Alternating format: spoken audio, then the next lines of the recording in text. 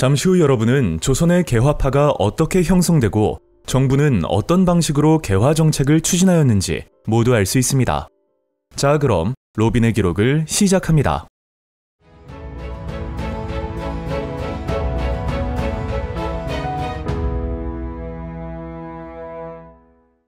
19세기 중엽까지 조선에서는 외국의 통상 요구를 배척하는 기조가 강하였습니다.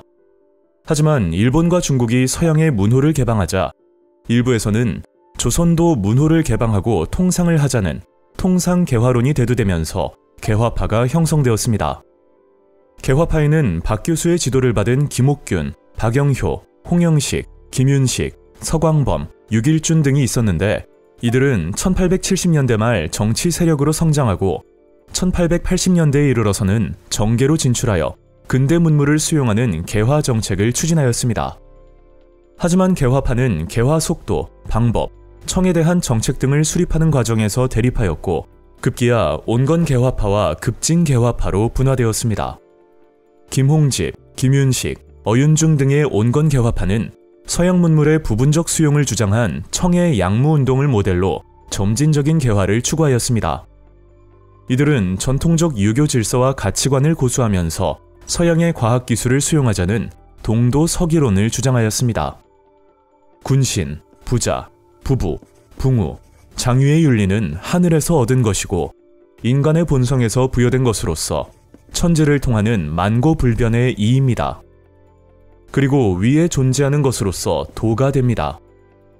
이에 대하여 선박, 수레, 군대, 농업, 기계가 백성을 편하게 하고 나라를 이롭게 하는 것은 외형적인 것으로서 기가 되는 것입니다.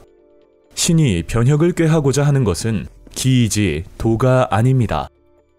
이와 같이 윤선학의 상소를 통해 온건 개화파의 동도 서기론을 파악할 수 있습니다.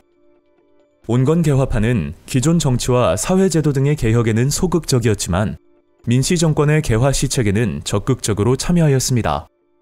또한 청과 전통적인 사대 관계를 인정하는 친청 사대 정책을 지지하였습니다. 김옥균, 박영효, 홍영식, 서광범 등의 급진 개화파는 청의 내정 간섭과 정부의 친청 정책에 비판적 태도를 취하면서 일본의 메이지 유신을 본받은 문명 개화론을 주장하였습니다. 이들은 서양의 물질 문명은 물론 정치, 사회, 문화의 적극적인 수용을 강조하였습니다. 조선 정부는 온건 개화파의 동도 서기론에 입각하여 개화 정책을 추진하였습니다. 1880년에는 통리 기무화문을 설치하여 개화 정책을 총괄하게 하였고 그 아래에 실무를 담당하는 12사를 두어 외교, 군사, 통상, 재정 등의 개화 행정을 담당하게 하였습니다. 이듬해인 1881년에는 오군영을 무위영, 장어영의 이영 체제로 개편하였고 일본인 교관을 임명하여 신식군대인 별기군을 창설하였습니다. 한편 정부는 서양의 선진 기술을 받아들이고 개화를 추진하는 데 필요한 정보를 수집하고자 각국의 해외 시찰단을 파견하였습니다. 먼저 일본에는 강화도 조약 체결 이후 일본의 개화 상황 및 세계 정세 파악을 위해 수신사가 파견되었습니다. 1876년 제1차 수신사로 파견된 김기수 일행은 일본의 근대 문물을 시찰하였습니다. 1880년 강화도 조약의 개정을 위해 파견된 제2차 수신사 김홍집 일행은 비록 조약의 개정에는 실패하였지만 일본의 발전상과 세계 정세의 변화를 알게 되었으며 황준헌의 조선 책략을 들여와 조미 수호 통상조약의 체결에 영향을 미쳤습니다. 한편 국내에 개화 반대 여론이 거세지자 정부는 1881년 일본의 박정양, 어윤중, 홍영식 등으로 구성된 조사 시찰단을 비밀리에 파견하였습니다. 이들은 4개월여 동안 일본의 근대 시설과 근대적 법률, 조세 제도 등을 두루 살펴보고 돌아와 각 분야의 보고서인 문견 사건을 제출하였습니다. 조선은 1881년 청해 텐진에 김윤식 등 유학생과 기술자 38명을 영선사로 파견하였습니다.